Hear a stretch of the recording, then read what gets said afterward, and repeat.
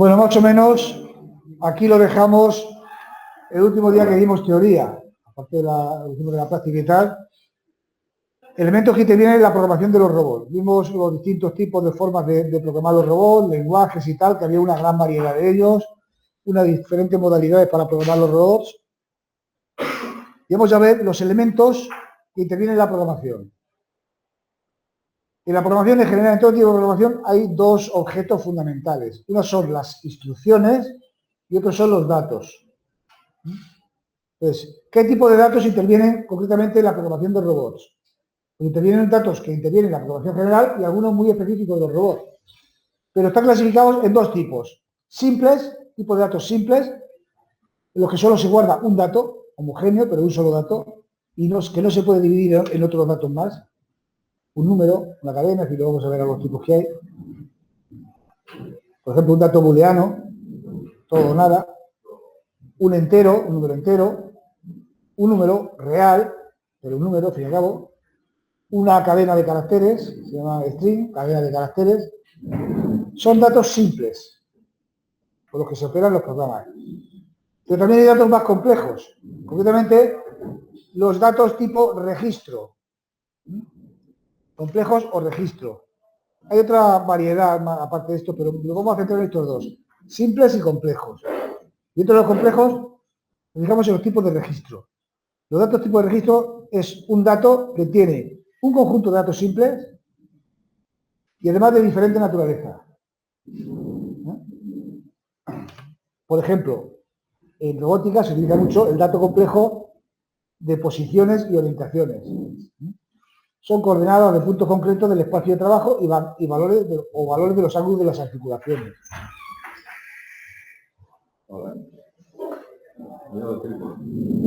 Datos de coordenadas articulares, de las articulaciones.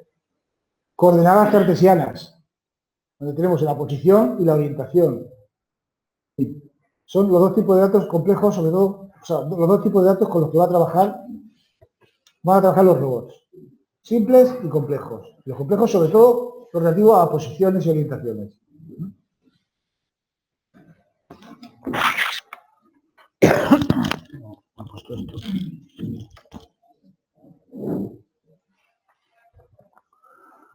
Pues eso, tipo de datos simples, tipo de datos complejos. Como veis aquí en la diapositiva. Los datos utilizados pueden ser, según su persistencia, si permanecen o no permanecen, los hay de tres tipos. Al menos en lo que vamos a hablar de lenguaje rápido, en robótica. Datos constantes, los cuales siempre tienen un valor fijo y a los que no se le puede asignar un nuevo valor. Se inicializan a un valor y ese valor es el que mantienen durante todo el programa. Los variables, que se inicializan al valor que sea, el valor inicial, y luego pueden ser modificados durante la programación. Pero cuando se termina el programa, si tenemos que volver a arrancar otra vez el programa, vuelven otra vez a valer el valor inicial. Estamos contando un número de piezas, pues inicializamos con el 0. Se queda en el 25, si se para el programa y se inicializa otra vez, se inicializa otra vez en el 0. ¿Vale? En el valor de inicialización. Para diferenciarlos de los persistentes, que también son datos variables, ¿vale? Pero cuyo valor de inicialización también varía de una ejecución a otra. Sí, si yo, en el caso anterior, estoy contando piezas y voy por 25, llega el programa a su final y lo reiniciamos otra vez, sigue valiendo 25. Persiste el valor. ¿Entendéis la diferencia de los tres tipos de datos según su persistencia? O pueden ser datos simples o complejos, pero tanto los simples como los complejos pueden tener estas características de persistencia. Constante, variable o persistente.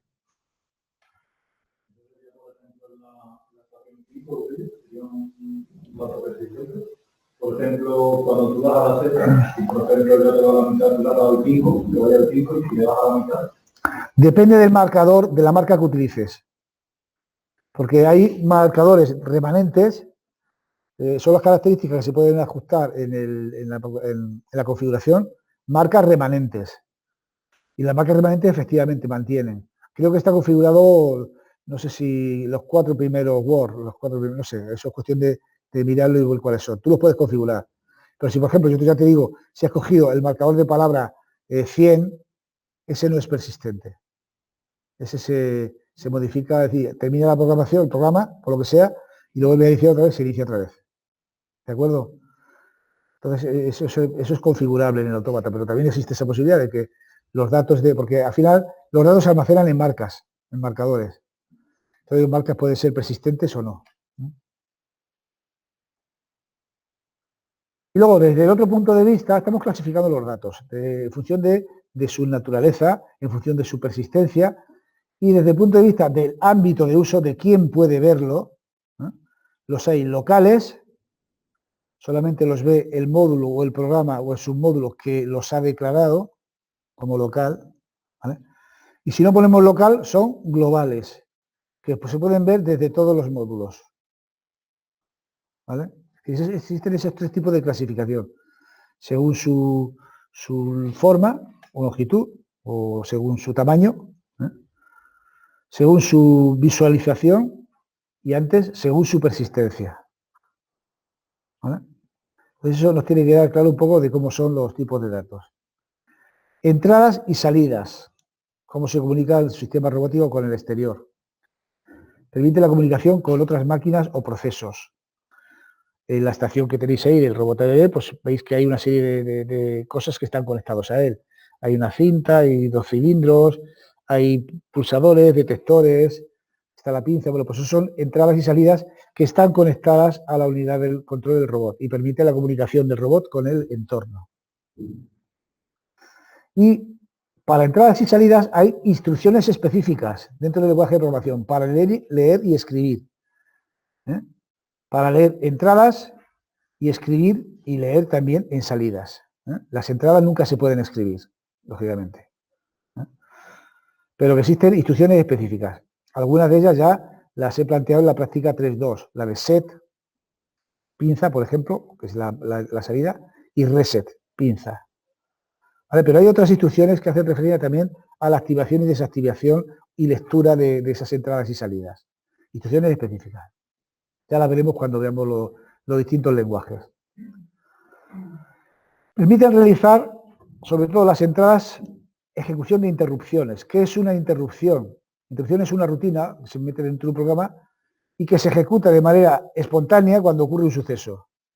Aunque esté el programa ejecutándose en su secuencia normal, si se da acceso a esa interrupción, se ejecuta esa interrupción. ¿Vale? Está el programa haciendo un bucle while, por ejemplo. Pero porque yo he pulsado la seta de emergencia, porque cosa, quiero que haya un trap, que se llaman así en Rapid, una interrupción, se ejecuta esa interrupción, ¿vale? Independientemente de lo que esté haciendo.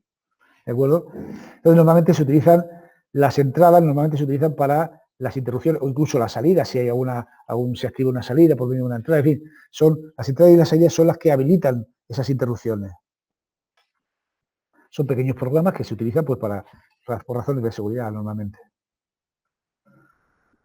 Permite también la monitorización del robot a través de una conexión serie o de una conexión LAN. Permite la integración de sensores, lógicamente, las entradas y salidas, en este caso, como entradas. Sobre todo porque también no solamente hay entradas digitales, sino que también hay entradas y salidas analógicas, sobre todo entradas. Integración de sensores con esa dos finalidades, de modificar la trayectoria o elegir entre diversas alternativas. O más o menos visualizar los objetos, obtener las características y posición de los objetos. Para eso son los sensores. Bien.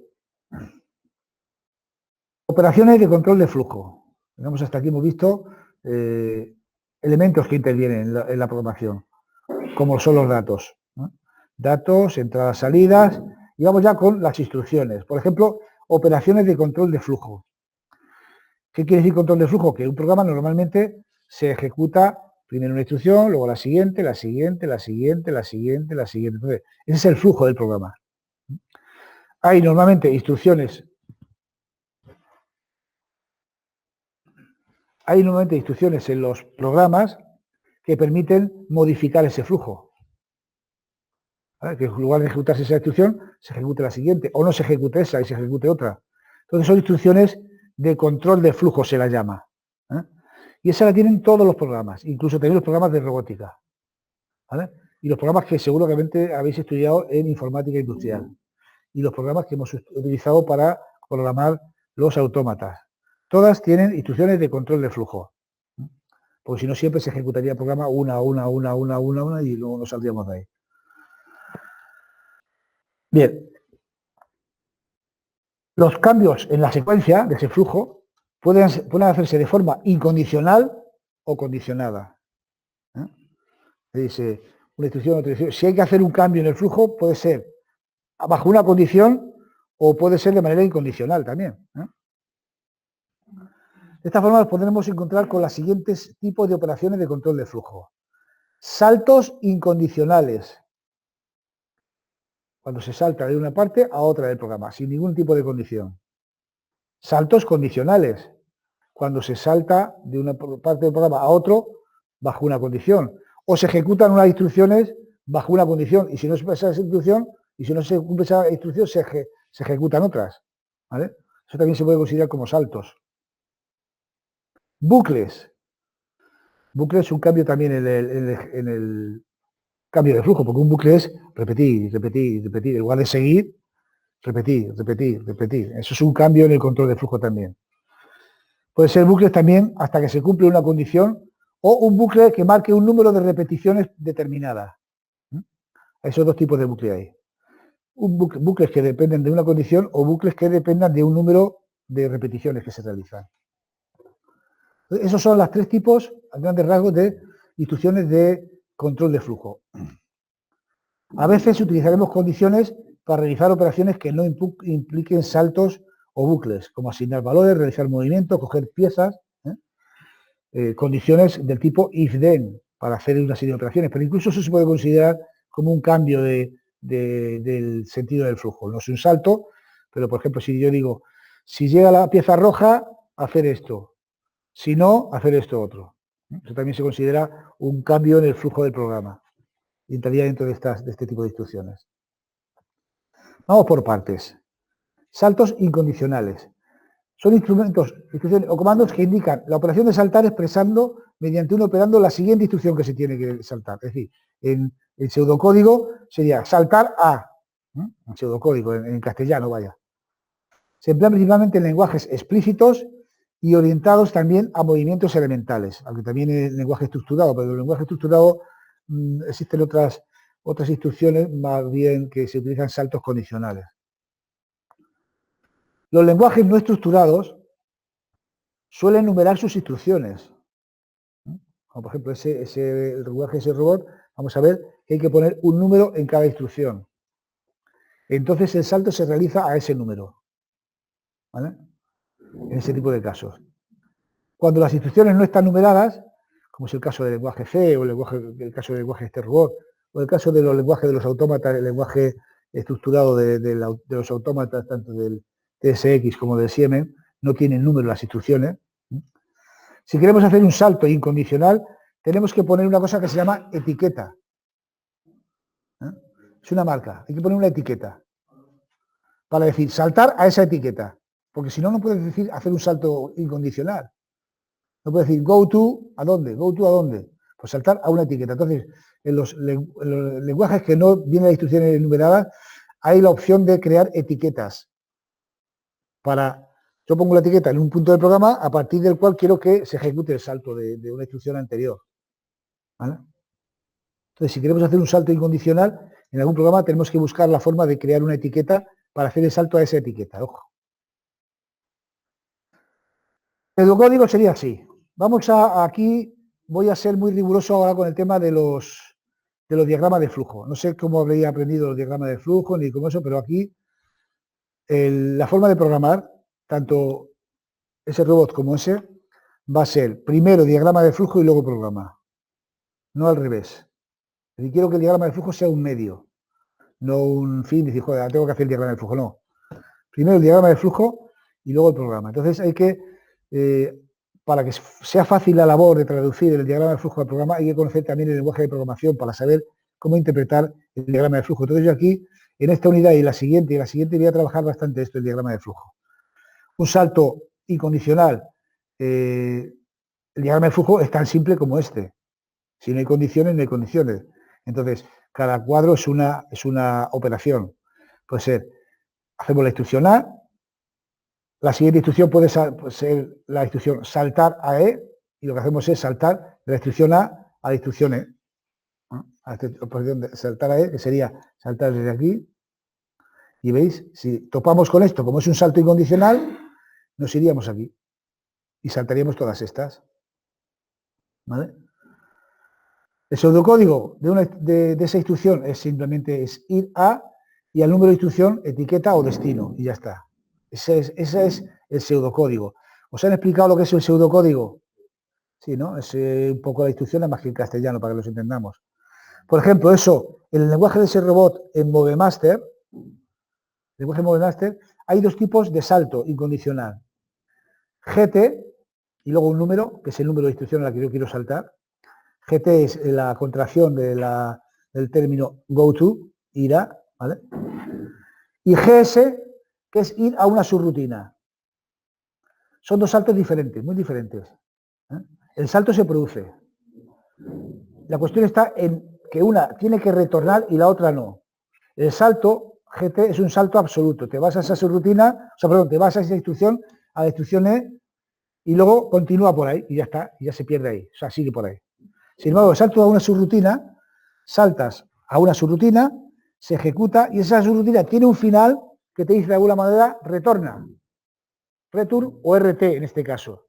Entonces, RT viene a la instrucción siguiente a donde se hubiera producido el salto. Por ejemplo, si hubiera sido este caso, saltar a la subrutina E, se ejecuta la subrutina E y cuando termina, viene aquí, a la siguiente instrucción. ¿Vale? Esos son los dos tipos de saltos que tiene el programa de ese robot, MoveMaster. Un salto absoluto, GT, salta a una instrucción y se pierde por ahí. Y GS, que salta a una instrucción, una subrutina, se termina de ejecutar la subrutina y retorna a la instrucción anterior. A ver, Andrés. ¿Perdón?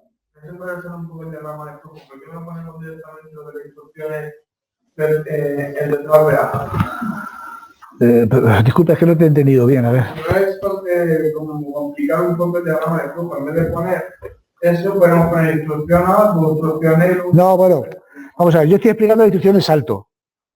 Efectivamente dice, joder, ¿qué pasa con la instrucción C y D? No se va a ejecutar nunca. Sí, a lo mejor hay, antes de la instrucción A, hay otra que salta a la C y a la D. ¿Sabes? O sea, no eso es cómo se ejecuta la parte de la instrucción de salto. Pero a lo mejor hay una instrucción antes de la A, mucho antes, que dice saltar a la C. ¿Entiendes? Es decir, que efectivamente yo creo que tú creo que me estás diciendo si eso es tiene sentido. Si tiene sentido, pues él dice poner directamente la instrucción E delante a continuación de la A y ya está. Pero es que a lo mejor tu programa le has hecho para que otra instrucción salte a la C y tiene que estar ahí. ¿Vale? No precondiciono cómo tiene que ser el programa, estoy condicionando cómo tiene que ser la instrucción de salto.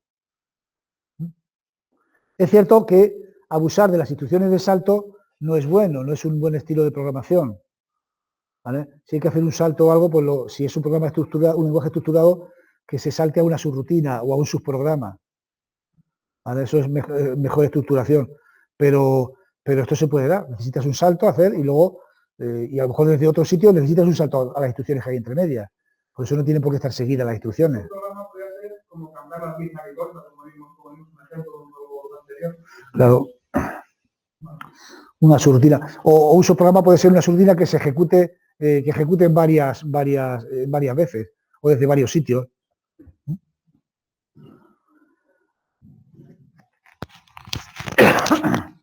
Bueno, seguimos. El lenguaje rapid, la instrucción que se utiliza, que ya digo que no se utiliza, yo no la utilizo, no me gusta esta instrucción, pero que existe, ¿no? Es goTo y una etiqueta, ¿vale? Un nombre de etiqueta. Hay los corchetes que pongo esto simplemente para indicar que es una cosa variable. No hay que ponerlos estos corchetes de aquí, ¿vale? Sería goTo, por ejemplo, si es goTo a lijar, por ejemplo, goTo lijar. Y a lo mejor lijar es una etiqueta que el robot lo que hace es una operación de lijado, lo que sea. ¿Vale? Saltos condicionales. Son instrucciones o comandos que se realizan un salto a otra parte del programa si se cumple una determinada condición. El pseudocódigo siempre va a ser si se cumple la condición, entonces ir a, y ese es el este del código, ir a o ejecutar lo que sea también. Ir a o ejecutar lo que sea. El diagrama de flujo sería instrucción previa, se encuentra la condición, si es que sí, salta a E, y si es que no, ejecuta estas. ¿Vale? Introducimos aquí, en el diagrama del flujo, el rombo. El rombo siempre es un punto de condición. Tiene siempre una entrada, una única entrada, siempre, y dos salidas. Si es que sí, si se cumple o si no se cumple. ¿Vale? No tiene dos entradas por otro lado, no, una única entrada y dos salidas. Entonces este sería el diagrama de flujo de un salto condicional. Si se cumple la condición, saltar a E, que ejecuta una serie de instrucciones. Si no se cumple la instrucción, la condición, continúa el flujo del programa. Salto condicional. El lenguaje orientado a movimientos elementales o MoveMaster o el de ese robot, existe una instrucción que se parece a esto, pero es la única forma de hacerlo con ese lenguaje. La instrucción es TB. TB es el acrónimo que significa test de bit. Es decir, comprueba un bit. ¿Qué bit? ¿Qué es eso de comprobar un bit? Es un bit de entrada. Ese robot tiene una serie de entradas, todas digitales, que son interruptores, lo que sea, y comprueba el estado de esa entrada. ¿Ah? Y como parámetros tiene tiene tres. Tiene más o menos, que es si vale 1 o si vale 0. Si pongo más es si vale 1 y si pongo menos si vale 0.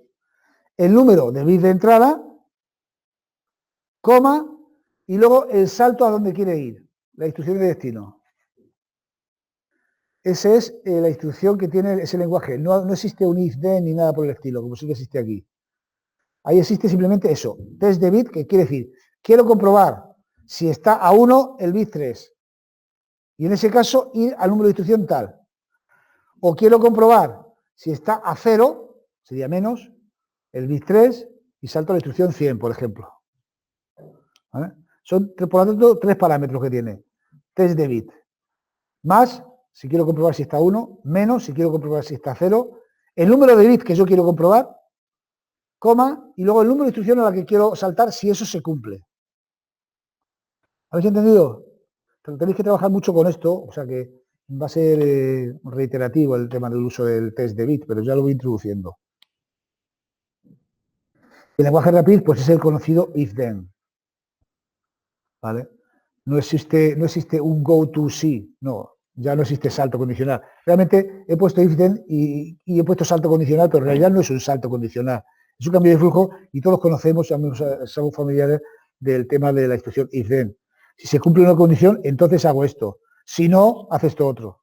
Sería la cuestión concreta, ¿no? Entonces sería así. Si se cumple la condición S, salta aquí.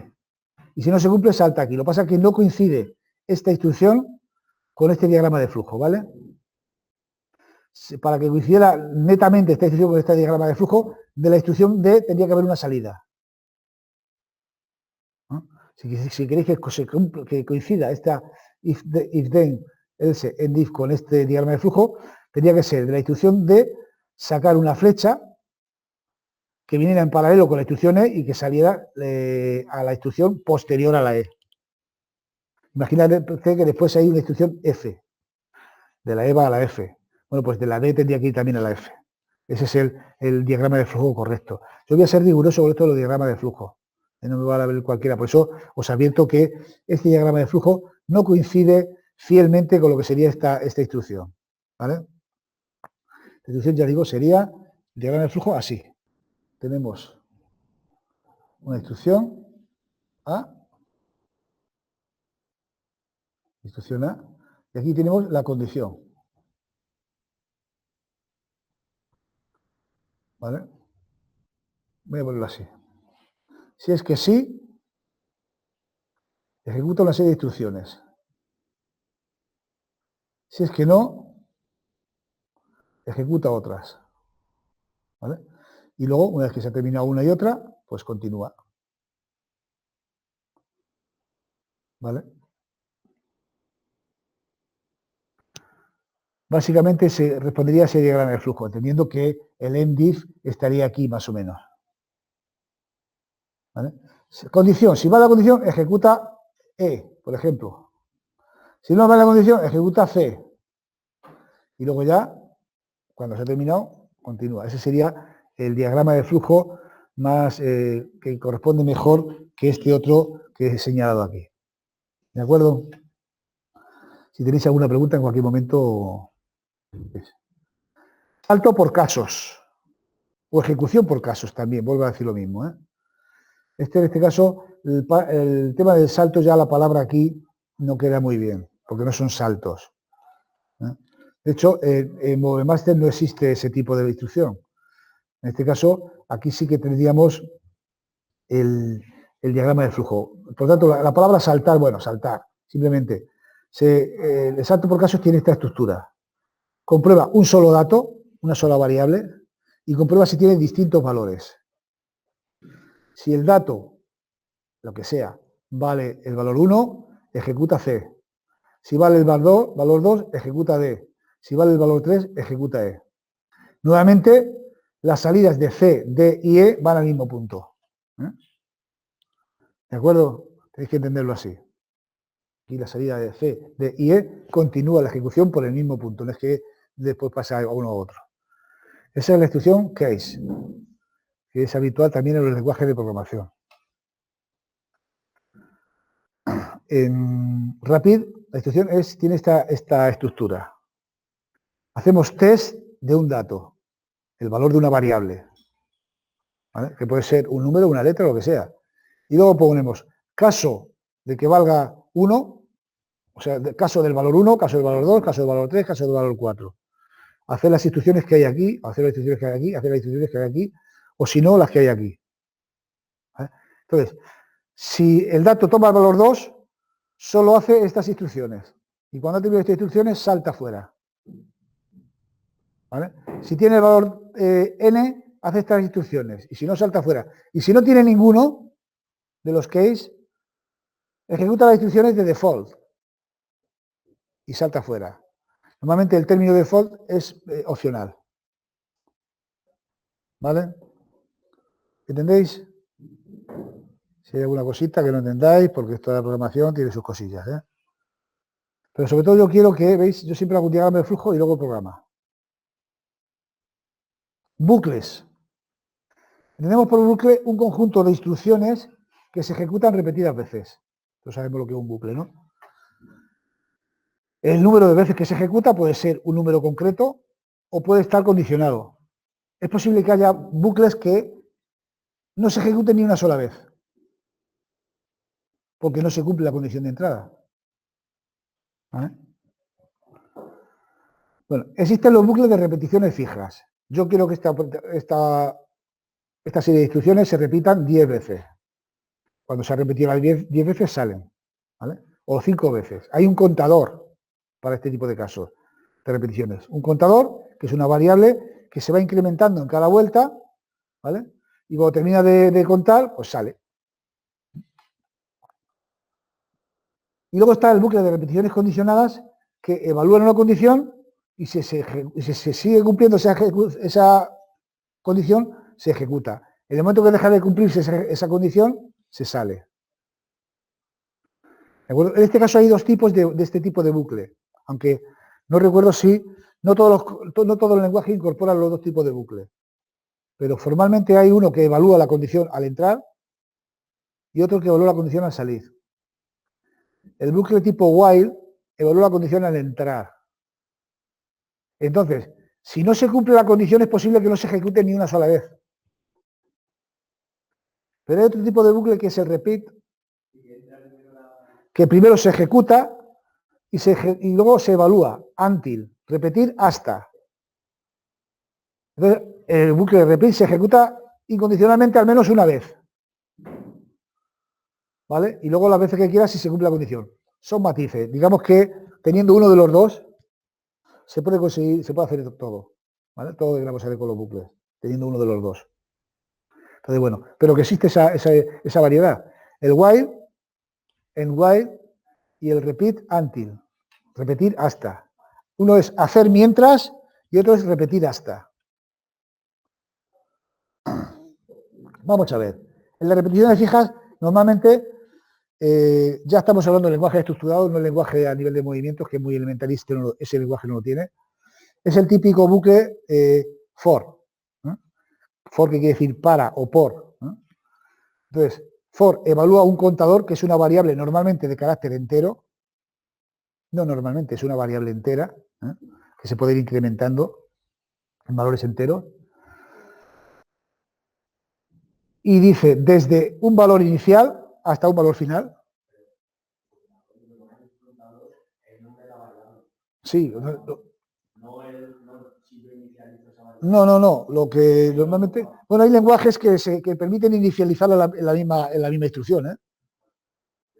Hay lenguajes muy formales que tiene todo que inicializarse al principio y tal, y si no está inicializado no lo reconoce, ¿vale? Pero luego hay lenguajes menos formales que te permiten inicializar a mitad de un programa. ¿De acuerdo? Entonces, bueno, en cualquier caso, esto es una variable entera, contador. Una variable de tipo entero, no de tipo real. Y entonces, desde un valor inicial, que yo quiero poner, hasta un valor final. ¿Vale? Son los parámetros condicionados, o sea, obligatorios. Esto que viene aquí es optativo, que es como quiero que sea el salto. Si no pongo nada, el salto es de 1 en 1. Si por ejemplo pongo de 0 a 5, el primer bucle vale 0, luego 1, luego 2, luego 3, luego 4, luego 5. Y ya está, y se termina cuando llega a 5. Si yo quiero que vaya de 2 en 2, por ejemplo, de 0 a 10, primero vale 0, luego vale 2, luego vale 4, luego vale 6. Entonces, si quiero que valga de 2 en 2, tengo que poner aquí step 2. ¿Vale? Pero no es obligatorio. Todo lo que vaya en este tipo de corchetes no es obligatorio. Entonces, quiere decir, para que cuando la variable contador valga desde 0 hasta el final, o sea, desde el valor inicial hasta el valor final, hacer y luego todo lo que encontramos ahí entre medias. ¿Hasta dónde? Hasta que llega el delimitador, que es en for. ¿Vale? Esto es un lenguaje de tipo parecido al Pascal, que los delimitadores son palabras. En el lenguaje C, los delimitadores son corchetes, normalmente. Son llaves, los delimitadores. Entonces, una llave de cierre aquí equivale a lo mismo que en for, o en if, o en while. Todas estas instrucciones que tienen un principio y un final, normalmente terminan con un en, lo que sea al principio. En if, en while, en for. ¿Vale? Entonces, esta es la estructura de la instrucción for. Y ese es su diagrama de flujo. Tenemos la instrucción anterior. Aquí se inicializa el contador y se ejecutan todas estas instrucciones. Al final se incrementa. ¿El contador ha llegado a su valor final? Pues sí. O sea, pues no. Pues saltar otra vez, repetir. ¿Ha llegado a su valor final? Se sale. ¿Vale? Fijaros cómo es el diagrama de flujo de la instrucción for. Yo primero he explicado cómo se ejecuta, en este caso, y cómo es. La instrucción for crea un contador y lo inicializa al valor i, al valor inicial. Se ejecutan todas las instrucciones que hay ahí. Al final de ejecutar las instrucciones se incrementa el contador, ojo. La primera ejecución es con el valor inicial. Y se establece la condición. ¿El contador ha llegado a su valor final? No. Pues salta entonces aquí. Otra vez, repite el bucle. Ya no al punto inicial, sino aquí. ¿Vale? Que sí que ha llegado a su valor final, pues entonces se sale. Fijaos que aquí el contador se incrementa no de 1 en 1, sino con el valor incremento, que es este que pongamos aquí. Si no ponemos nada, se incrementa de 1 en 1.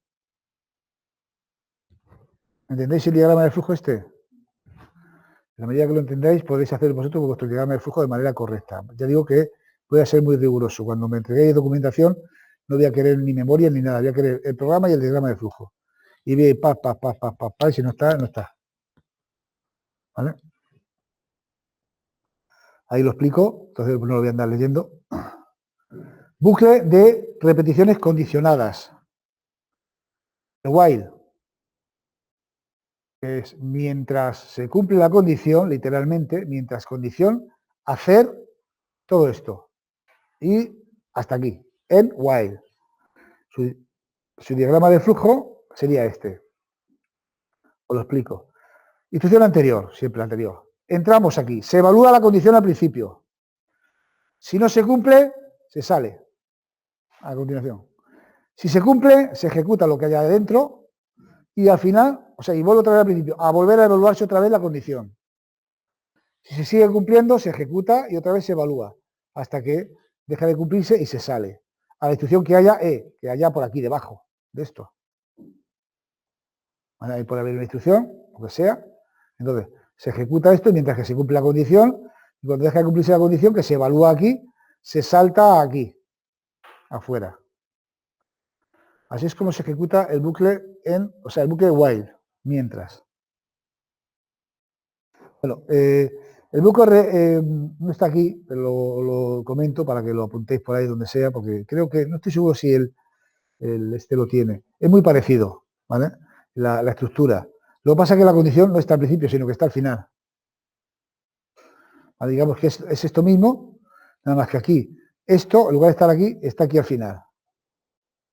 Es el bucle repeat, que pone aquí solamente repeat, y luego al final until, que es until, y luego pone la condición. ¿Vale? Su diagrama de flujo sería igual que este, nada más que el rombo y el salto este estaría aquí abajo.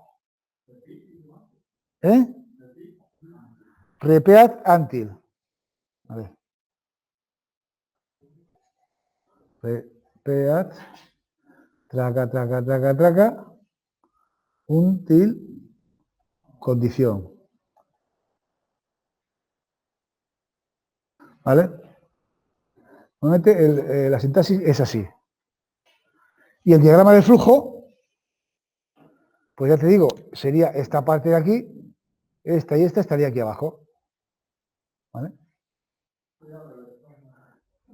Sería igual, o sea, imagínate esta estructura y todo esto saltarlo aquí abajo. Es decir, leo, sería instrucción C, tal, y luego, condición, se cumple, vuelta otra vez arriba, no se cumple, pues saltar aquí a la E. ¿Vale? ¿De acuerdo? Aquí he puesto saltar E, pero podría no haberlo puesto, simplemente haber puesto una flecha aquí. ¿Vale? He puesto saltar porque estoy hablando de saltos y tal, pero vamos, que sería igual de correcto este diagrama de flujo con esto que sin poner esto, simplemente llevando la flecha hasta las instrucciones y ya está. ¿Vale? Ese es el bucle, esos son los bucles, bucle condicionado. Elementos de programación estructurada. Cuando hablamos de programación estructurada es que la programación tiene una estructura coherente, que quiere decir que no todas las instrucciones están en la misma lista, sino que hay distintas partes, el programa tiene distintas partes. El programa en sí es el bloque o conjunto que incluye todos los elementos de la aplicación. Eso sería un programa. Incluye las declaraciones, el programa principal y todos los programas o funciones o subrutinas que queramos contemplar. ¿Qué elementos tiene un programa? Pues tiene módulos, ¿no? Que es una parte que está formada por una estructura coherente de subrutinas. Un módulo es una parte del programa que está formado por una serie de subrutinas, declaraciones y subrutinas.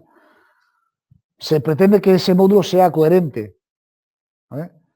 Puede ser el módulo de posicionamiento en palé. Y hay todos los subprogramas que consideramos que corresponden al posicionamiento en palé. Desde coger la pieza, llevarla a la posición 1, la posición 5. Distintos programas o subrutinas que queramos ponerlo. O módulo de soldadura en plano vertical. Pues todos los programas o rutinas que tengan que ver con un hipotético programa de un robot que haga soldaduras en plano vertical o en plano horizontal, o que trabajar con la herramienta de soldadura, trabajar con la herramienta de posicionamiento. En fin, un módulo, ya digo, es un conjunto de rutinas, ¿vale?, que tienen una significación coherente entre sí. Dice, por ejemplo, un módulo puede contener datos y rutinas correspondientes a la carga de piezas en una máquina CNC. si esa es la función del robot, cargar piezas en una máquina de control numérico. Y luego están rutinas o subprogramas, que están dentro de los módulos. ¿Vale? Son rutinas, digamos que ese módulo se parte en distintos trozos de programa que también cumplen una función. ¿Vale? Coger pieza. La rutina coger pieza. La rutina dibujar pieza. La rutina soltar pieza. ¿Vale? Puede estar estructurado en distintos pequeños subprogramas. Eso es una estructura. ¿Vale? Es lo que dice aquí, más o menos, con lo que pretende dibujar. Existe un módulo main module, que es el módulo principal, y dentro de ese módulo main existe una rutina main. ¿Vale? Dentro de este módulo main existe una rutina main. Siempre hay una rutina main, que es una rutina, un pequeño programa, que es el que cuando yo digo arranca, ahí es donde va. ¿Vale? La rutina main está dentro del módulo main. Concretamente en Rapid siempre vamos a tener un main module y dentro del main module hay una rutina main. Cuando yo digo arranca, se ejecuta eso. Y ya el módulo main pues va a distintos subprogramas, a distintas subrutinas, a distintos módulos, ¿vale? En fin, que el módulo main, como veis aquí, al desglosarlo, pues puede tener tiene la rutina main y luego las rutinas que queramos que tenga. Tiene también sus datos de programa, que pueden ser locales a este módulo o pueden ser globales. Luego el módulo 1, el módulo 2, el módulo 3, pues bueno, también tiene otra serie de rutinas. Ya no la rutina main, que solo la tiene el módulo main, pero puede tener otra serie de rutinas y otra serie de datos de programa. Esto es lo que se conoce como programación estructurada. Cuando un programa está estructurado en distintos módulos y subprogramas. ¿Vale? Existe un concepto también que diferencia entre rutinas o subprogramas y funciones. ¿Vale? La función siempre devuelve un valor. La función siempre devuelve un valor. Es un programa también, ¿vale? Pero que devuelve un valor. Es un programa que admite parámetros, pero devuelve un valor. Imaginaos, por ejemplo, algo que pueda ser tan simple como multiplicar dos números. Imagino que yo creo una función que se llama multiplicar. X, Y. Esos son los parámetros de la función. Entonces, si esto no es un programa, es una función, esto tiene que retornar un valor. ¿Vale? Cuando se declara y tal, se ponen los parámetros y luego se pone algo parecido a red o algo que diga va a retornar entero, por ejemplo. O real, da igual, si es una multiplicación pues sería mejor real, claro, lógicamente. ¿Cómo se utilizaría esa función dentro de un programa? Pues esa función yo estoy haciendo secuencia y un subprograma normal es llamándolo sencillamente. Si eso fuera un subprograma, diría multiplica 4,12 y multiplica 4 por 12. Si fuera un subprograma y lo multiplica y con ese valor sabe Dios lo que hace. Pero si es una función, así no se le puede llamar. La función no se lo llama así. La función se le llama para que devuelva un valor. Por ejemplo, podemos decir Z es igual, normalmente el símbolo de asignación es 2 puntos igual, multiplicar, por ejemplo, 3,2. Entonces, así es como se ejecuta una función. Cuando devuelve un valor, pues si ejecutas una función de la manera anterior te va a dar un error. Tiene que ser utilizado dentro de un valor. Y lo que hace es ir al programa, multiplica 3 por 2 y se lo asigna al valor Z. Bueno, por ejemplo, multiplica 3, Z es igual a eso, más multiplica 5,6, por ejemplo. Entonces, 3 por 2, 6. 5 por 6, 30. Pues me devuelve 36. ¿Vale? Eso es la diferencia entre un subprograma o rutina y una función. Un subprograma o rutina no devuelve nada, simplemente ejecuta un programa. Solo tiene parámetros de entrada. Pero una función tiene parámetros de entrada y parámetros que retorna. La diferencia entre programa y subrutina. Bueno, eso es lo que pone ahí abajo, más o menos, lo de las funciones. Y fin. Con esto terminamos la unidad 3.